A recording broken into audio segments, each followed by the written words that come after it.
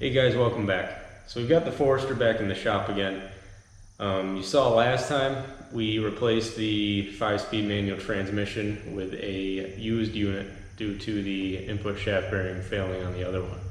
Unfortunately, as it is sometimes when you're dealing with used car parts, they're not as good as you thought, and we've got an issue with this one. The car's been driving great, but I noticed the other day backing into my parking space at work, I started getting a lot of torque bind from the front end, and after a little research, turns out more than likely the center diff in the rear tail portion of the transmission is faulty. But the good news is it's a relatively simple fix. Basically, we're just going to pull the center diff out of the old transmission, and we're going to swap it into this transmission, and hopefully everything's right after that. So the first thing we're going to do is take the old transmission, I'm going to bring it over to the bench, and we're going to pull that center diff out of it. So you can see here we're looking at the rearmost portion of the transmission. This is where your drive shaft would be coming out of the transmission. Our center diff is here in this rear end. So what we need to do is remove this rear cover here. You have 14mm bolts all the way around this, so we're going to go ahead and pull those out, and then we're going to get this cover off.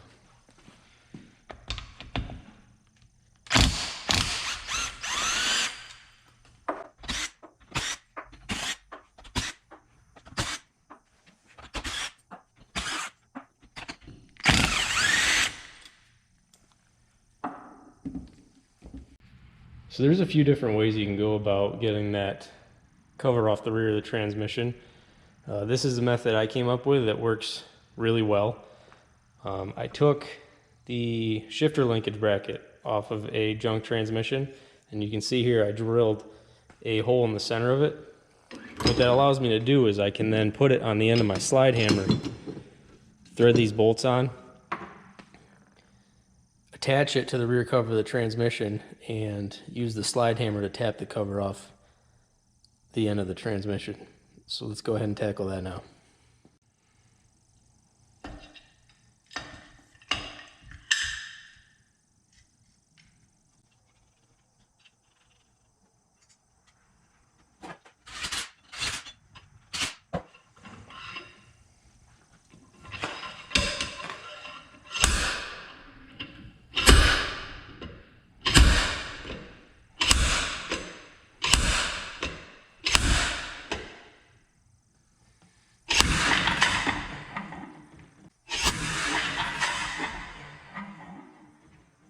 That came out a little more aggressive than I was expecting. But when it comes out, this is what you're going to have inside here. You need to make sure that you retain these this gearing inside the transmission. Also remember, you're still going to have, even after you drain your transmission, you're still going to have some fluid in here. So just make sure to have a catch pan up underneath to catch that remaining fluid that's going to come out. So right here, this is the center diff that we're talking about. In order to get it out of the transmission, you just slide it right out. Sometimes they'll be a little sticky. You may have to wiggle it a little bit to get it out of there. But ultimately, that's what we're getting out of there. As far as I know, this one was still good on this transmission. So we'll go ahead and start working on the Forester so we can get this put in there. Alright guys, so I've got the Forester up on jack stands. The next thing we need to do is drain the transmission, remove the rearmost two portions of the exhaust, drop the drive shaft out before we can start working on the tail end of the transmission. Now if you guys want a more in-depth look at how that process goes, at the end of the video there'll be a link to the video where we actually replaced the transmission on this Forester. You can go ahead and check that out.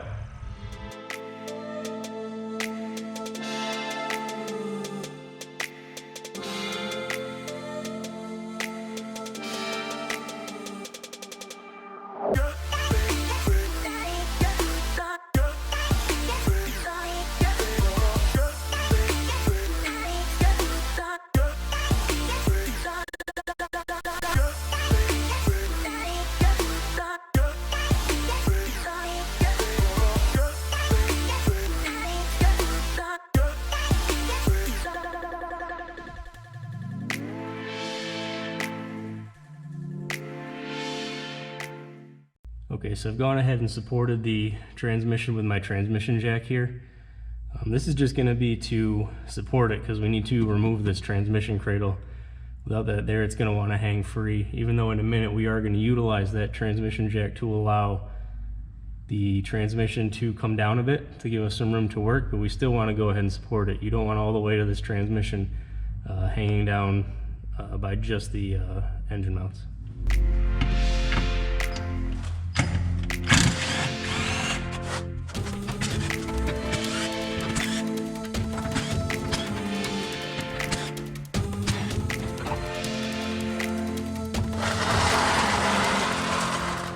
And just like we did in the other video, we're going to go ahead and disconnect these shifter linkages.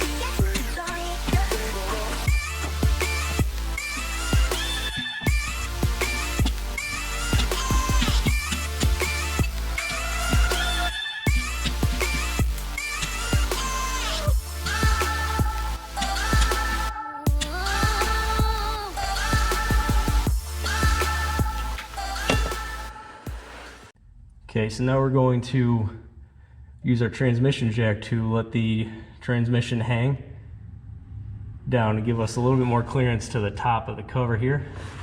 Again, you don't want to let it hang so far down that it's just free hanging.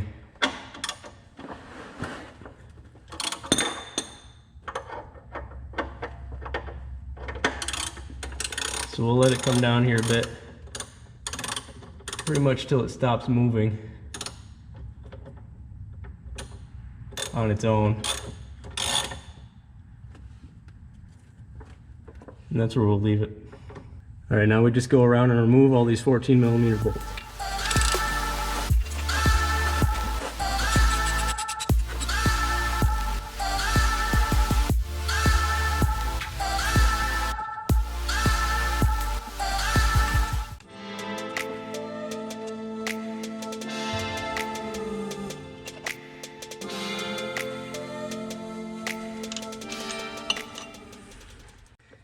What we're going to do now is we're going to go ahead and set up our slide hammer setup that we used before, which can be a little tricky balancing this because you got this 5-pound weight out here on the end of this slide hammer shaft while you're trying to line up these bolts.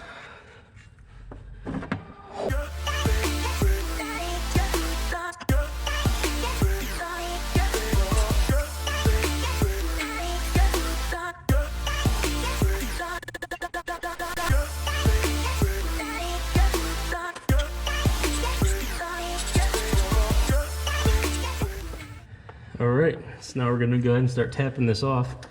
I don't think it's going to be too difficult. I can already see there's some fluid seeping out from the seam here, so it shouldn't take much to get it off of there.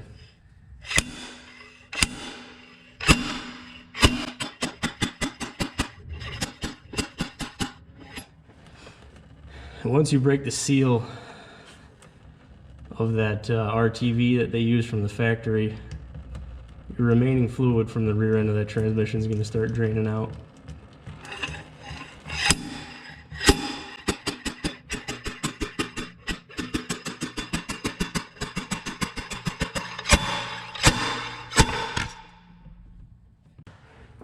And then carefully go ahead and slide this out.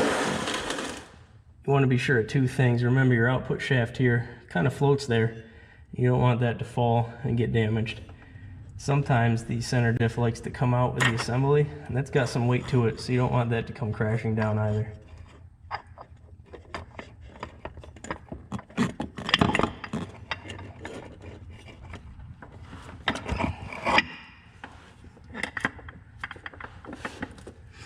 we'll go ahead and set this assembly aside in a nice clean area, and we'll come back and remove the center diff.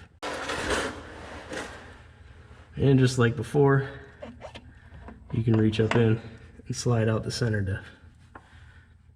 So what we need to do now is we need to clean up this mating surface. And the reason we need to do that is we're going to be applying some RTV to this surface, and it needs a nice clean surface to bond to. So I just take a rag and I'll spray it with a little brake clean. And we'll go ahead and clean up this mating surface.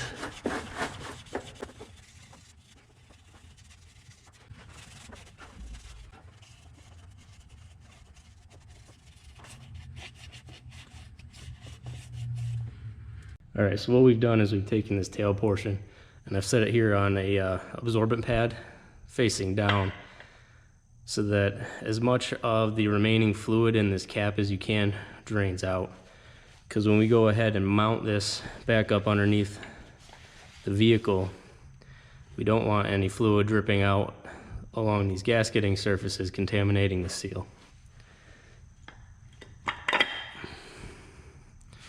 So we can flip it over. For now, we can remove this output shaft. Just remember to try to keep it as clean as possible. And just like we did on the other half of the transmission case, we're just going to go ahead and take a rag soaked with some brake clean and get this mating surface cleaned up.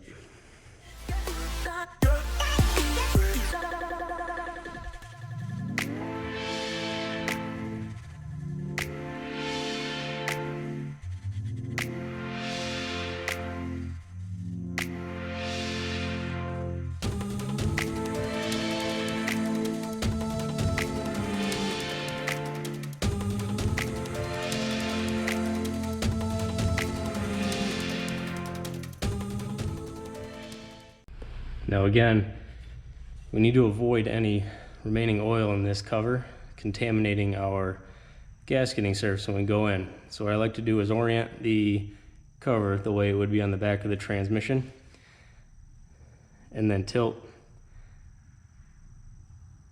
And you can already see we're getting some fluid dripping out there. So I'll usually leave it like this. I'll let it sit for a few minutes and we'll come back and check it.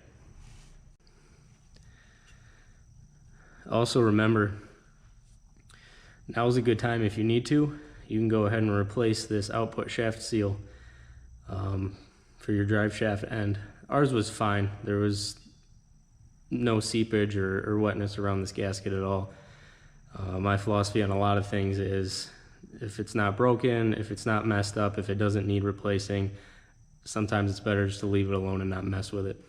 Now once we've let our cover set, go ahead and clean up your surface area, and I just like to reach inside and kind of just soak up in all these grooves any remaining fluid that might want to collect into a drip and drip down over our gasket surface.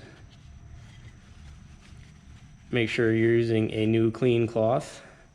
Make sure your hands are relatively clean. You don't want to be depositing any dirt and debris inside your cover here. And now we're ready to go ahead and get the RTV on here. Now there's a lot of different products you can go ahead and use for this. I'm a fan of Permatex products. You can use Ultra Gray if you want. I believe they have a version called The Right Stuff that cures a bit faster than RTV does. I use this, it's still by Permatex, but it's specifically made for gear oil. Does it make a difference? I don't know, but it makes me feel good knowing that this is specifically designed for sealing out gear oil. So we'll go ahead and get that on there now. Now when we apply this, we're just going for a small bead. This is a machine surface. Both surfaces are going to meet together very cleanly. So you don't want to gob it up on there, because when you bolt them together, you're going to have a whole bunch of excess RTV that's going to squish inside your case, and that's going to get inside your transmission. It probably won't cause too much damage because, again, it's just RTV, but you just don't want to get in there gunking things up and preventing your transmission from spinning as smoothly as it could.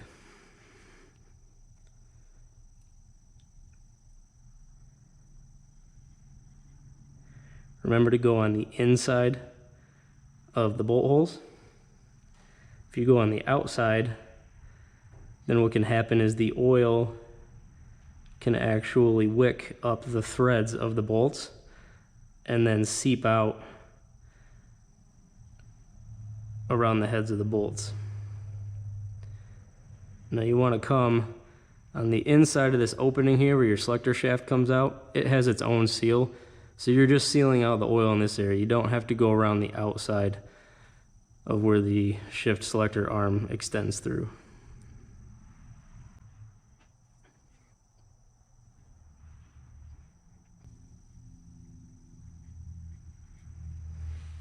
And then go ahead and just utilize your finger and smear that RTV into a nice thin layer.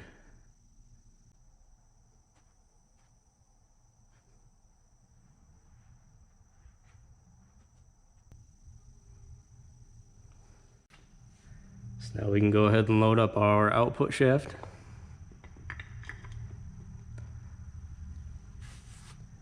And we'll head over to the car. Alright, so now we're back under the car. You can see I already went ahead and installed the center diff. Relatively straightforward. You're just going to slide it straight in, and you're going to want to rotate it to find the splines, get it lined up.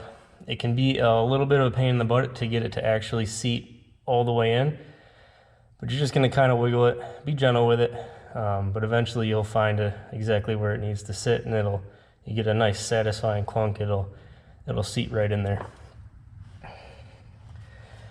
So bring a rag with you this time when you come down, because more fluid will have dripped out of there. And I just like to kind of get up in there and dry up any fluid that might be right there on the bottom. It's going to buy you a little bit of time as you get this cover up in there.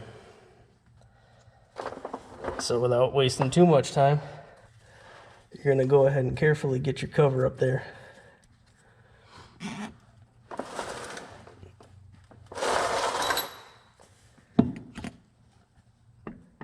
Carefully, because you don't want to mess up that layer of RTV that we've installed.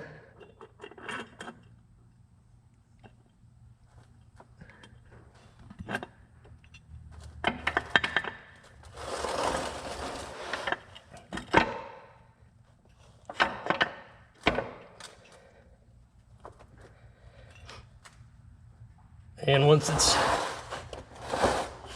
seated the majority of the way there, you take a dead blow hammer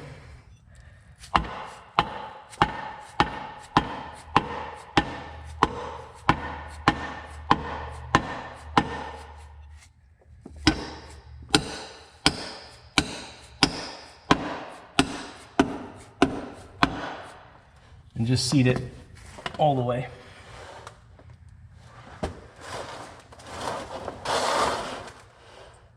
Then we just go ahead and reinstall our 14mm bolts.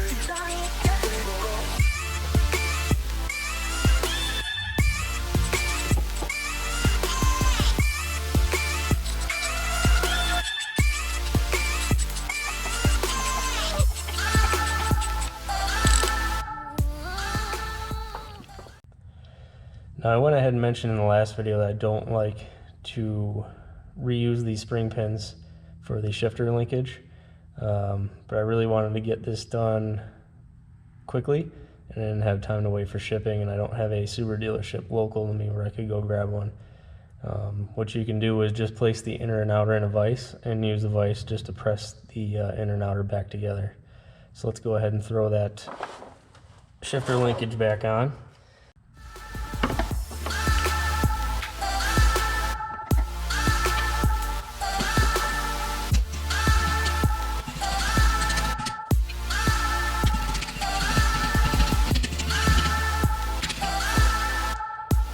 And we'll throw this bracket back on.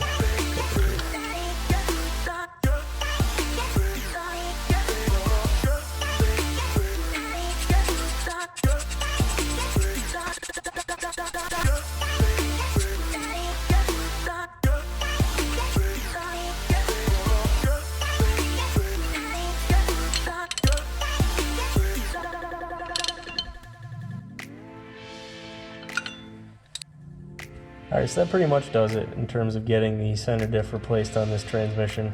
We're going to go ahead and install everything back up in reverse order that we disconnected it. We'll go ahead and get these shifter linkages hooked up. We'll get the transmission cradle back up underneath there. Reinstall the drive shaft. Reinstall the drive shaft heat shield. And get the exhaust back bolted up. And then we'll go ahead and get this thing filled up with fluid. Alright guys, so I thought I'd take a second out to explain exactly what we just did to the transmission. So this is what we replaced, which is your center differential, also known as a viscous coupling. So what these allow your transmission to do is apply torque, different amounts of torque to the front and the rear axles. So say for example when you're cornering and your front axles may need to spin at a higher rate or a lower rate than the rear axles, this viscous coupling allows that to happen while still managing torque. Sealed inside this coupling is a temperature sensitive silicone, and what happens is when it senses torque differentials, it will warm up, and that's what will allow it to sort of, I guess best way to describe it is kind of lock up and apply torque as needed to front and rear. What can happen is that silicone fluid can become deteriorated from a few things. The most common would be if you ran different size tires, or even if you never rotated your tires and you just ended up with a ton of tire tread in the front and not a lot of tire tread in the rear. That will cause these to warm up and be constantly over warm while you're driving, and it will wear down that fluid. So how do you know if your center diff is bad? The most common result that you're going to see when you have a bad center diff is what's called torque bind, and that's going to be when you're at full lock, either forward or reverse. You're going to feel resistance. You're going to feel a bind. It's going to be kind of a rhythmic click, click, click, click as the wheel's rotating, but it's binding because it's not allowing that wheel to move at the rate it needs to in comparison to the rest of the driveline. And so it actually starts to bind up. One good way to know if your problem is mechanical or if it's this center diff is you generally will not see that symptom if the fluid's cold. So take your car out, get that gear oil in the transmission warmed up, pull off in a parking lot, go lock to lock, left to right, forward and reverse, and if you're suspecting that your center diff's bad, you should feel that torque bind. Drive your car home, let it sit, overnight, 8 hours or so, let that fluid cool down, then take the vehicle, preferably right where you park it driveway. You don't want to drive it somewhere to test it because then your fluid's going to warm up. But while that fluid's still cold, do the same test. You shouldn't feel any torque bind. And that's going to give you a pretty good idea that your center diff has failed. So what's the story with this transmission? Well, what I'm going to do is I still have the original transmission that came out of the vehicle. I'm going to take that center diff and I'm going to put it in this transmission because that center diff should still be good. We'll seal up the rear end of this tail portion of the transmission, and in a later video we're going to go ahead and break down the front portion of the transmission and see if we can't diagnose which one of those input shaft bearings failed and see if we can't replace them, because it'd be nice to have a backup transmission sitting around just in case I have a failure with the one that's on the car now. So one last thing I wanted to mention before we go ahead and get the Forester filled up and out for a test drive is a couple things to remember when you're picking out your 75/90 weight fluid for the newer 5-speed manual transmissions. You need to make sure you pick something that does not have limited slip additive in it. And unfortunately, most of the 75/90 on the shelf these days has a limited slip additive or a friction modifier in it. I went to all 4 of my local auto parts stores, Advanced Auto, AutoZone, Napa, O'Reilly's. The only thing I was able to find was this STP gear oil, 75/90, and they're very clear on the labeling on the back that it does not contain any limited slip additive or friction modifiers.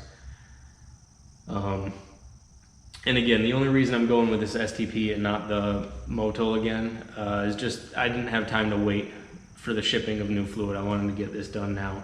But realistically, if you're looking for fluid, make sure it's 75/90, make sure it's a GL5 and it does not contain limited slip additive, and you should be fine. Alright guys, so we're back in the Forester now. We've taken it out for a bit of a drive. Everything's nice and warm. We're going to go ahead and test and see if we still have any issues with the center diff. So we're going to go forward and reverse, both full right lock and full left lock, and let's see if we have any more torque bind.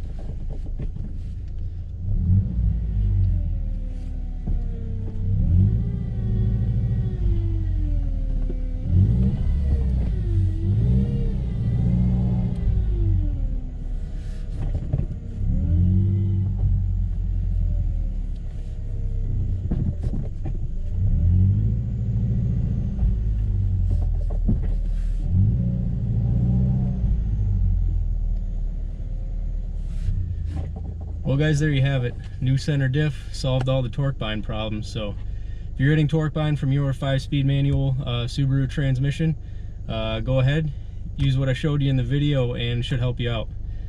Be sure to give the video a like, and if you like my content, go ahead and subscribe to my channel. Feel free to leave a comment below. Thanks.